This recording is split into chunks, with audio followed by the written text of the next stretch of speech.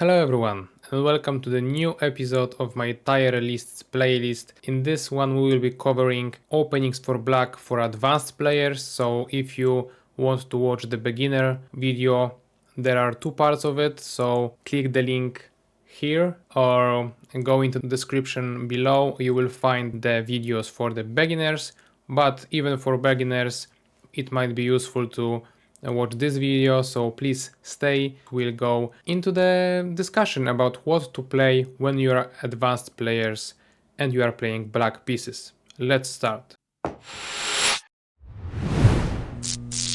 Okay guys, so we have similar structure to the one we've seen in the beginner video, meaning that we will firstly cover the replies to e4, then d4 from the opponent's perspective. So starting with Petrov's defense once again, I believe that for better players Petrov's defense is actually quite a nice option. It will not allow you to get any like sharp lines or variations, even though I believe there are some possibilities like that. But overall it's solid enough that you may consider this as a main weapon against e4, or at least an addition to perhaps surprise the opponents and make a draw quite easily if the opponent does not know how to create pressure. So Petrov defense is for sure at least optional. We will decide later whether it should go up to the legit section. However, I am not a fan of it, so let's put it into the optional as of now. Obviously, if any of you wonder what's the Petrov defense, obviously it's e4, e5, knight f3, knight f6. And if you want to know who is the expert of it, I would recommend the Jan Nepomniachtchi games. He is a Russian grandmaster, former world chess championship contender, so he knows his stuff. He plays Petrov a lot, has decent results in it. So if you need any mentor about this opening, here you go. Next one, as you can already see in my scene, it's Philidor defense, so let's just consider this one already. So d6, this is the Philidor defense. I don't rate it as high really, due to the fact that once again black is passive, but it may suit some of you that prefer simple, calm playstyle and strategic maneuvers and so on, because in the end black is very solid. For example, I've lost a couple of games against strong grandmasters where they chose similar setup and just slowly tried to outplay me strategically. So yeah, even though I don't rate it as high, it is for sure quite a nice option. So once again, I believe I will put it in the optional tier as of now, and Petrov's defense a little bit higher, since I believe it guarantees us more, let's say, attractive play. Anyway, going further, exploring the e4, e5 options, obviously we have Gioco Piano and Fried Liver. So Gioco Piano I consider to be a line like this. So obviously we are getting into the Italian game territory, but as I've explained during the previous video, the beginner one, I divided the Italian game into Gioco Piano and into Fried Liver. I believe it's fair. This is actually the way you should put it, I believe, objectively. So yeah, for beginners I decided to recommend Gioco Piano more. For advanced players I believe that Fried Liver is far more interesting, mostly due to the fact that when indeed white accepts the knight g5 move, then we have the fire on the board, so we play d5. Obviously at this level you know that we don't want to recapture. You play either knight a5 or knight d4. This is also quite an interesting idea, with the idea of b5 or b5 at the very beginning, so plenty of options to spice things up. They are objectively sound, working and so on. So if you want to invite the opponent to some sharp fight straight in the opening, Fried Liver is the way to go.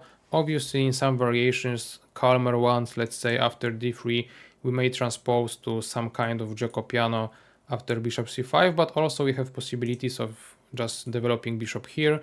So I believe overall Fried Liver offers you far more flexibility and possibility of getting very interesting game That's why I will rate it higher than normal Giocopiano. In here, obviously, we are not that worried about c4 d4 variation, because as we know, for black it's decent enough. However, c3 d3, it's also playable for white, and there is plenty of theory involved. So I like both options, but I would consider fried liver as a better one. So going back to the list, I would say that fried liver has to be legendary, while Giocopiano I would consider as a legit. I prefer it to both Petrov's and Philidor's defenses. It's not a legendary status, so I believe as of now e4 e5 is done quite well. Now we are getting into the Ruy Lopez territory, so Berlin defense and Steinitz variation. I considered adding few more of the variations against Ruy Lopez, because you have, let's say, open variation in which you take the e4 pawn but with the a6 in between, so it's not really a Berlin defense. You have plenty of possibilities later on with the martial attack and stuff like that. However, martial attack I believe should be covered in the gambits tier, so stay tuned for this video. And all the other options I've decided to not include, because only for Ruy Lopez we would spend like half an hour discussing all the options, and the truth is that there are so many nuances that it may be even hard for me to explain them all. So I just enlisted those two variations. For sure, Ruy Lopez is much richer than that, so overall you can find any variation that suits you, and most of them will work. Like, they are really fine for black. As we know, Ruy Lopez offers great depth of ideas for both sides, so I just, as I've said, limited myself to two variations, but if you wish, go for the others. So going back to our tier list, I believe that the Steinitz variation is just too passive. It does not allow us to have the passive and flexible setup as, for example, Philidor's defense does, since we cannot play knight to d7 anymore, play c6 and so on. So in here I doubt that black has any possibilities to really get the initiative out of the opening, so I would not recommend that. Berlin defense, it's like, you know, legendary. So like, if you consider this as your main weapon against Ruy Lopez, there you go, you might try it, but after many years of its popularity, we know that after castling and knight takes e4, white does not have too many chances for winning the game, as we know from the top grandmaster games. Therefore, nowadays it is preferable for white to go with d3, just defending the pawn and not allowing the knight e4 take. And due to that reason, Berlin defense is a very solid option, but it will include a lot of work that has to be put into it. So all in all, going back to our tier list, I would say that Steinitz defense in general it's an avoid, since it does not offer any upside to it, to be honest. Berlin defense I will put as the legit one, but yeah, I believe that maybe it will be the best course of action for you guys to explore the Ruy Lopez deeper. Actually, I feel now like I may have included some more variations, but maybe in the future I will make a video solely for the Ruy Lopez if you will guys want it. So we'll see about it. As of now, we have two variations against Ruy Lopez, one being in the avoid section and the second one being in the legit section, so it's not that bad overall. As of now, we have finished the E45 section and we can switch to the Scandinavian territory. I would say that at the top level it differs a lot than the lower level, because if you really play Scandinavian and while being advanced, it means that you have some idea behind it, and many good players played it actually.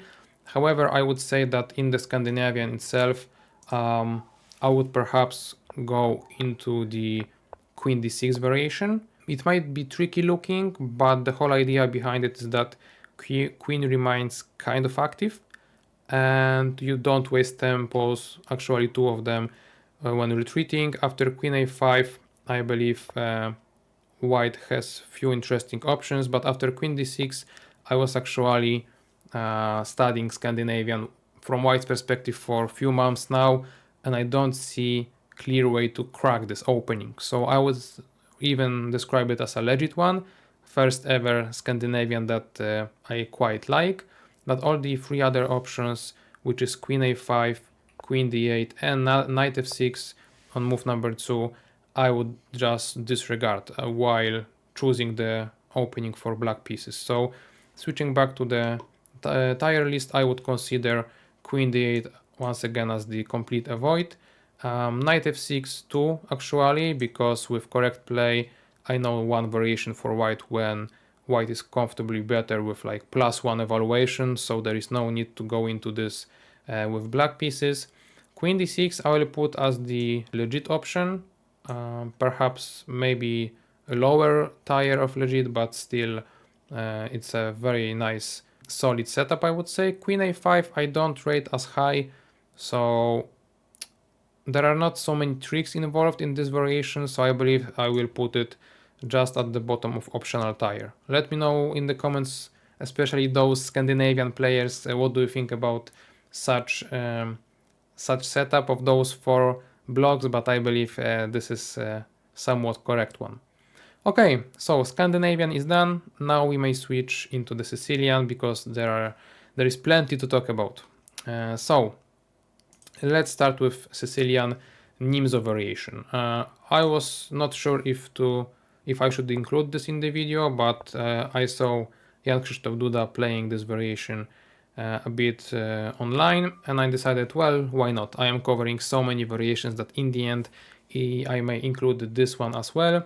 The whole idea behind it is that we are attacking the e4 pawn. Maybe sometimes in bullet or blitz you will get a pawn for free if the opponent goes for the open Sicilian immediately, but assuming that we are playing normal chess, not some hyper turbo time controls and so on, we may consider obviously e5 as the most critical option. And I talked about this line for beginners that it's quite hard for them to navigate the opening, but for us, let's say as the advanced players, we might actually try to make it work with the ideas that if ever knight is attacked, we can just protect it with e6, then try to attack the pawn on e5 with d6. So it's not as bad as it sound and look.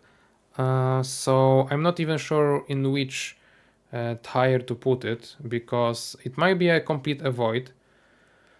Optional, I would not even consider this because in Sicilian we have plenty of options. So as of now, let's just agree that it may go into tricks only section, so that, as I said, maybe in shorter time controls online you will get a pawn for free, but I don't see Nimzowicz Sicilian belong to any higher tier. Alright, now obviously we need to consider some more critical lines, starting with the Dragon Sicilian.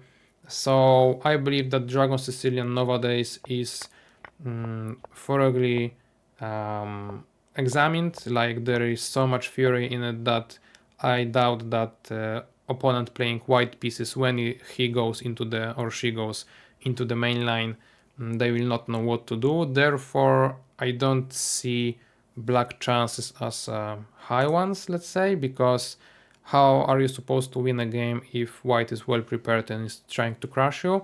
So at the top level, or even the advanced not top level, I would not consider Dragon Sicilian as a good option overall, because it does not guarantee such a high upside as, for example, in the lower rated territory. So Dragon is a complete avoid for me, to be honest.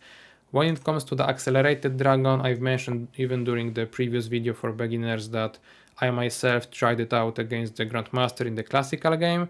So I would say that the playability is higher than the classical Dragon variation. However, obviously at this level you have to be ready to encounter Maroczy bind, which is kind of annoying, and you have to find your own way how to deal with this. I spent quite a lot of time trying to work it out. I believe I now have a system that suits me, but in the end, overall, I would say that this is the critical variation, because advanced players tend to play Maroczy bind quite often, and if you work it out, as I've said, Accelerated Dragon offers much more playability than normal one. However, in terms of Sicilian variations, I would consider both Dragon and Accelerated version to not be the best option, since Sicilian is so rich in the other variations that we may consider the others. So dragon I would put into the avoid section, accelerated one, perhaps an optional, and let's maybe go for the displays right in between Petrov's and Philidor defenses, because I like still more aggressive routes to be playing chess, and accelerated dragon, it feels right to be above Philidor defense. So, and that's that when it comes to the accelerated dragons and normal and hyper ones, etc. Now we are switching variation to the Najdorf Sicilian, and I'm not sure if I even want to explain a lot about Najdorf, but I believe it goes straight into the legendary tier for me. It's so rich in the possibilities for both sides that really it would be a shame to not try them out. I know for a fact that there are like more than 10 possibilities for white that are quite alright in here, including moves like h3, h4, a4, queen d3. Those are the craziest ones, stupid looking ones, let's say, but obviously you have plenty of more good looking, let's say, variations, and the case is that as a Najdorf player you have to be very flexible, you have to know a lot of theory, but if you are an advanced player, if you want to put much more effort into chess than just a regular, let's say, player who sometimes opens the chess.com site or anything, I would consider Najdorf Sicilian as one of the best options. I have a lot of past in this variation, even though it was mostly love-hate relationship. I still consider this one as the legendary one, so there is no doubt for me it goes straight into the legendary section. In terms of classical Sicilian, I've covered this also for the beginners, and I've said that it's underrated for both beginners and advanced players. Still, I believe that this might be the case, mostly due to the fact that, let me put classical on the screen, mostly due to the fact that it offers, first of all, a little bit of element of a surprise, I hope, because you always, when you're talking about Sicilian, you talk about dragon, you talk about Najdorf, maybe some Taimanov style structures and so on. Classical variation is kind of omitted, I think. Maybe I'm mistaken, you can correct me in the comments, I'm not sure. But yeah, for me, as I've said during the previous video, it offers very nice possibilities as black. It is very hard to, for me at least, to play against it with white. So yeah, I would consider this as a legit option. Once again, very rich in the possibilities of how to continue later on. And yeah, with that, I will be happy to put classical variation into the legit section. And I'm not sure where exactly, but maybe just above the Scandinavian.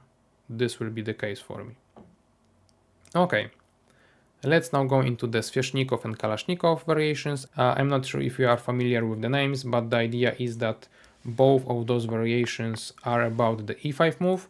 Kalashnikov variations, or I believe Loventhal, if you know the other name, starts with e5 right now, while Sveshnikov offers e5 as of now.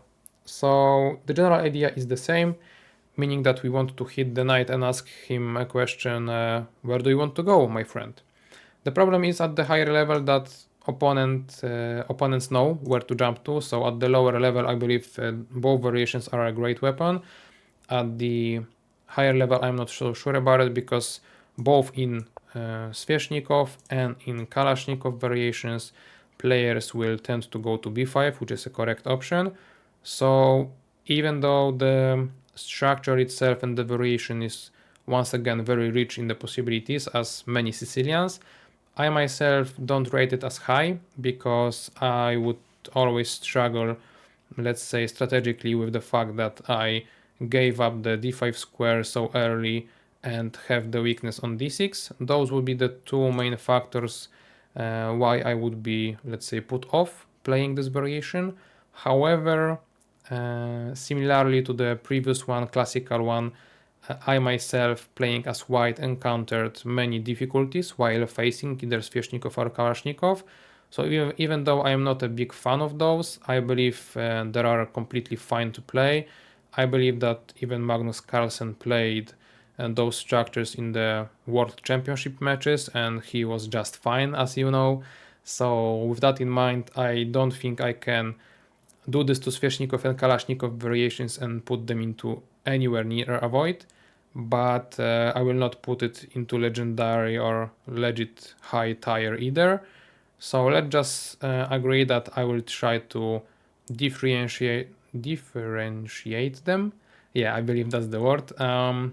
Between legit and optional options. So Sveshnikov will be higher a little bit rated a little bit higher, and Kalashnikov then goes into the top optional tier. Now we are interrupting ourselves with the O'Kelly Sicilian. Why am I saying interrupting? Well, because we discussed so many good Sicilian variations and we have still plenty of them going forward. O'Kelly is not considered as good because it's a move a6, so like it does not look right, guys, right?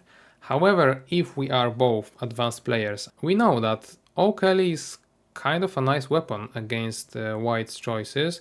The whole idea being that obviously if White wants to go into the open Sicilian, then we can push e5 similarly to Kalashnikov variation, but without facing knight b5 jump. So at this level, I believe that if White falls into our, let's say, little trap, we are so good players that we can then navigate how to play on even with the a6 move, which does not look appealing.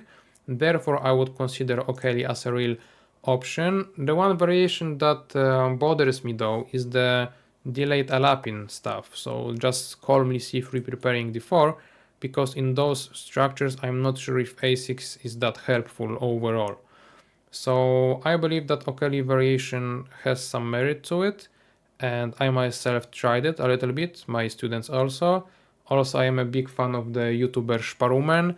I am recording in English, so maybe the English speaking guys in here don't know him, but for those who don't know him, he is an international master from Poland, maybe future grandmaster this year or the other. So he is a big fan of O'Kelly. So out of respect to Sparuman, I believe I cannot put it into the avoid section. So let's just agree that O'Kelly belongs to the tricks section, and let's put it obviously higher than Nimzowicz Sicilian because it's much better.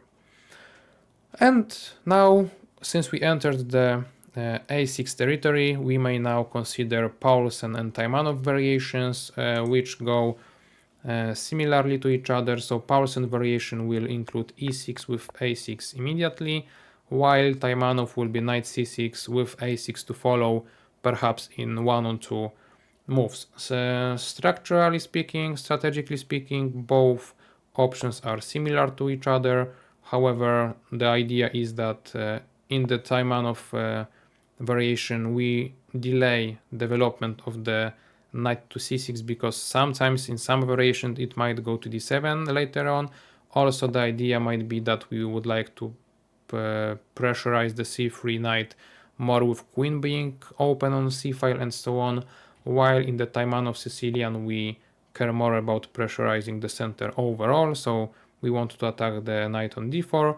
Both options are fine, I would say. I myself am more of a fan of the Taimanov Sicilian, but obviously Paulsen is good looking also. So it's very hard for me to distinguish them both because it's like they are so similar, so nice that I don't want to put them into two separate tiers, but at the same time placing them next to each other would mean that I don't understand the differences between them. So let me think. Okay, maybe because I am Taimanov player myself, I will put it into the legit section even. Like here maybe, bottom legit section, and then Paulus and Sicilian to divide them a little bit would go into the optional section, I hope and believe. And yeah, actually I prefer accelerated dragon to Paulus and Sicilian? Perhaps. So let's just put it maybe in here. I'm not sure if that's fair. Let me know what do you think, guys.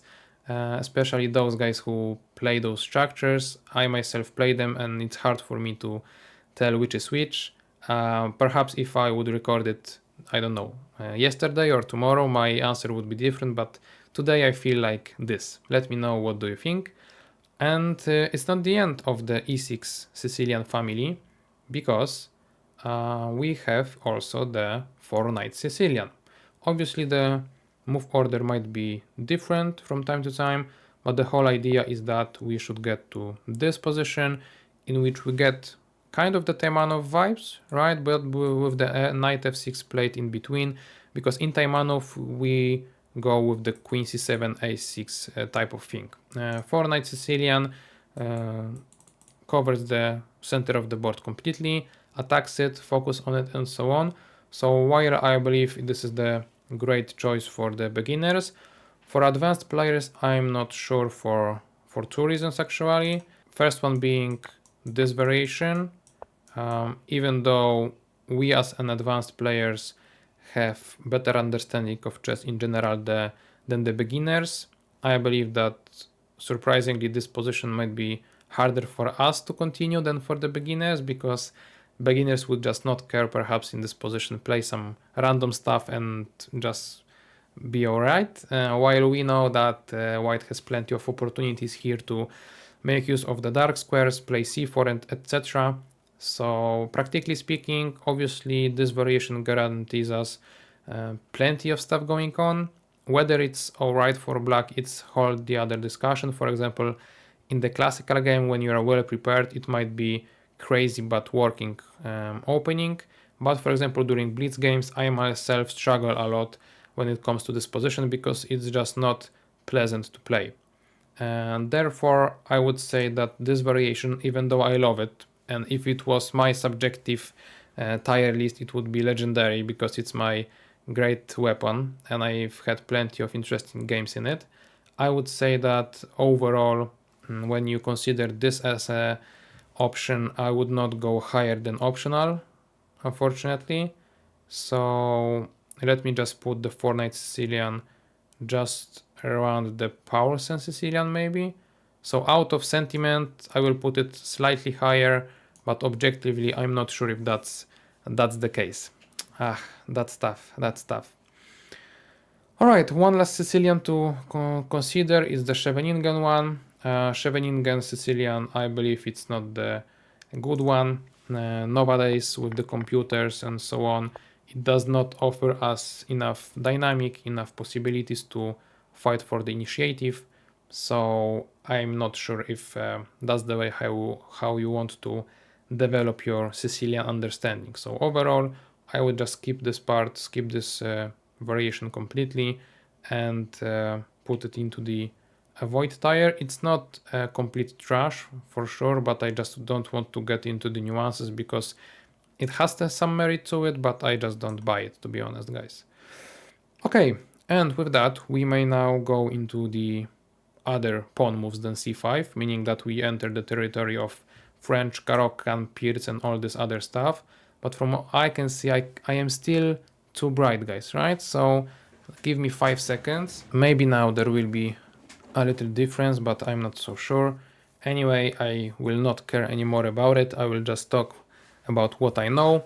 So what I know is this. When it comes to the French, I would never recommend to an amateur player, inexperienced player, but when it comes to experienced players, well, it's totally different story. I don't have a good relationship with French guys, unfortunately, because I was playing French when I was a very young kid, like around 10 years old. I got some bad losses in it, and at this age, I believe that you should go for some more active openings. So I don't love it. I haven't played French since, so around 15 years maybe. Therefore, I don't have it in my top list. However, as I've said, I want this tier list to be a little subjective, but more objective, let's say. So French is obviously top option. I believe all of you know what the French is, so I will not even bother you with all the explanations. Why do I think that is? But I will just mention that when you are an experienced player, you might find some interesting ideas in the even in the exchange variation with the long castle and the kingside attack. There are some opportunities like that. Obviously, with the knight c3 idea would be to play bishop b4 and go for some the fire on the board. So yeah, overall I believe that the French is a very nice choice, but as I've said, I don't love it because of my bad experience with it. So basically that is the only reason why I would rate Caro-Kann still higher. And not only that, as you remember if you watched the video, I rated Caro-Kann as the legendary tire for the beginners. So I believe that if you want to be consistent player, if your rating will go up in the same fashion as your understanding of the game is, I would say that the Caro-Kann is your lifetime repertoire, lifetime opening really, because it can help you through all stages of the chess development in general.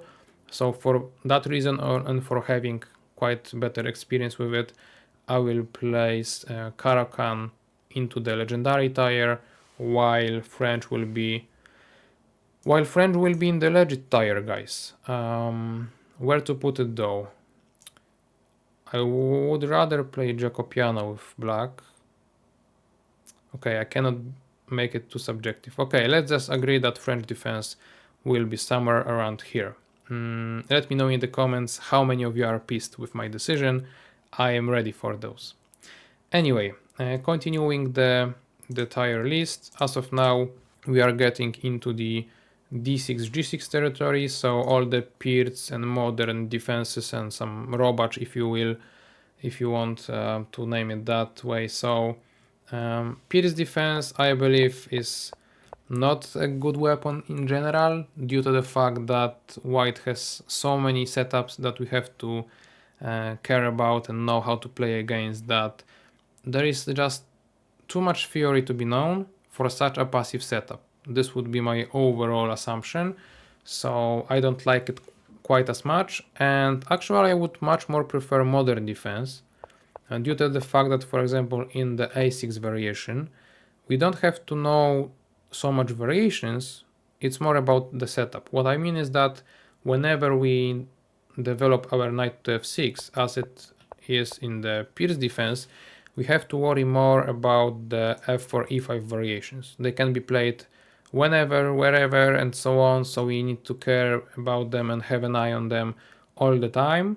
While in this modern approach, by the way, played by Magnus Carlsen himself quite a lot, I believe, we don't have to care about those pawn pushes, and white, even though I guess white feels great about his situation, he does not know what to do. Like, should they play a4 or allow b5? Should they push the center pawns or keep it calm? So yeah, this might be a little bit more tricky, I would say. So Pirc overall, I believe it's just outdated, but I mean, that's my opinion, maybe I'm wrong. But modern defense, since it's more modern, maybe has some merit to it. So when it comes to the tier list, I would for sure put modern defense higher, and let's just put it maybe somewhere here. I don't really want to break the Sicilian family, so let's just put modern defense here.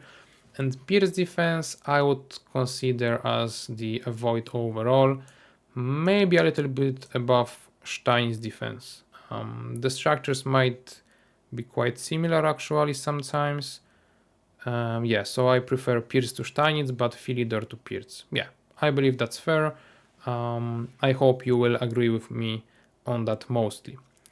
And now we can jump into the jumping pieces, so Alekhine and Nimzowicz defenses, meaning that we consider e4 knight f6 or e4 knight c6, and both options are completely not playable at the lower stages of the chess development. However, at our advanced level it might work sometimes. I'm not sure if those options, those openings are the best ones as for the core of your opening repertoire.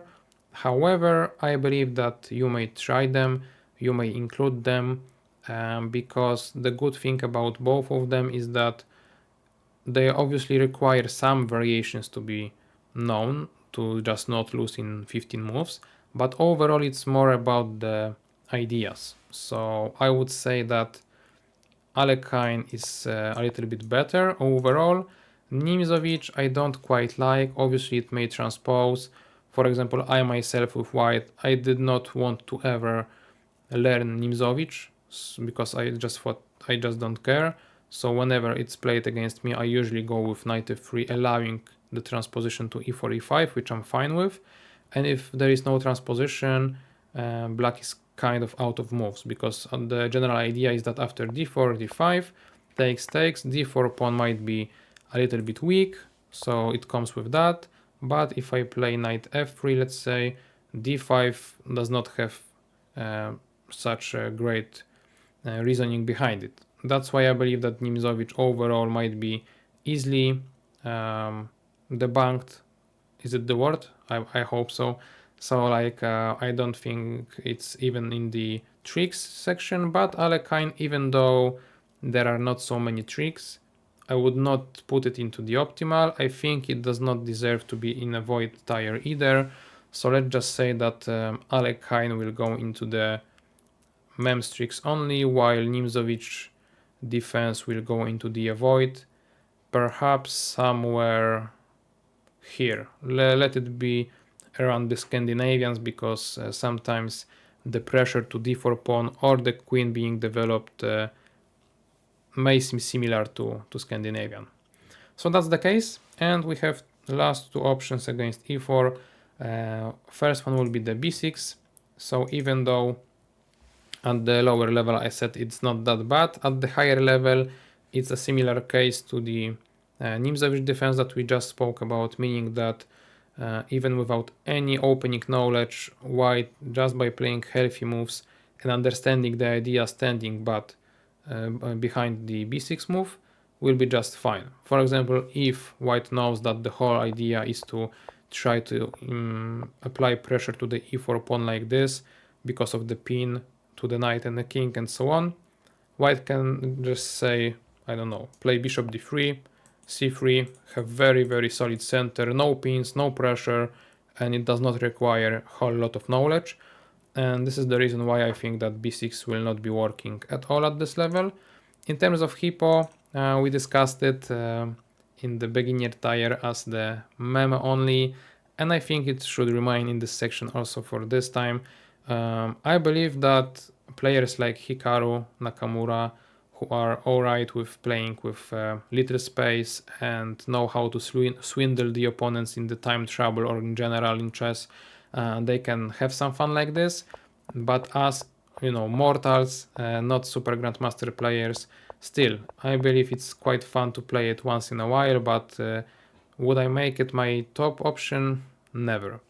So going back to the list, I would say that the b6 will be the avoid. Maybe I will put it here just for the sake of not although I said it's similar case to Nimzovich, right? So, okay, so let's put it there, and Hippo will go to the tricks only section and memes, because why not? And with that, guys, I believe we've covered the e4 section.